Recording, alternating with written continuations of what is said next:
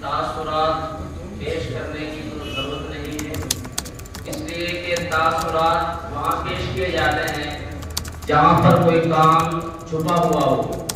الحمدللہ 3 دن سے یہ پروگرام ایک کھلی محفل کی شکل میں اور مہمانوں کے آنے جانے کا سلسلہ برقرار ہے 3 دنوں سے، اور خاص طور سے علماء کرام کی موجودگی میں یہ پروگرام سر انجام پائے ہیں، تو اس لیے تاثرات کی تو کوئی ضرورت نہیں ہے۔ بس میں اتنا کہہ کر اپنی بات ختم کروں گا کہ مجھ کو جس پروگرام میں حکمیت کا حکم بنایا گیا اس میں نمبرات دینے میں بڑی مشکلیں پیش آئی، یعنی ایک طالب علم کو دوسرے طالب علم سے کم نمبر دے کر ممتاز کرنا یہ میرے لیے بڑا مشکل مسئلہ بن گیا۔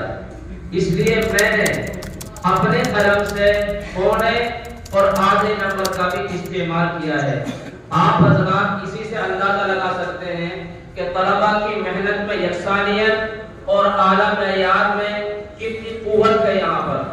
میں یہی درخواست کروں گا جن طلباء نے یہاں پر فیض حاصل کیا ہے اور کر رہے ہیں وہ دل جمعی کے ساتھ اس ادارے کو اپنے لیے قابل غنیمت سمجھیں، اور سرپرستان سے میں یہی کہوں گا کہ اس ادارے کے شکریہ میں کوئی کوتاہی نہ برتیں۔ السلام علیکم ورحمۃ اللہ وبرکاتہ۔ اور کما قال علیہ الصلوۃ والسلام، میری اس معروضات کے اصل مخاطب میری پشت پناہی کرنے والے علماء کرام نہیں ہیں، بلکہ میری اصل معروضات کے مخاطب طلباء کرام ہیں۔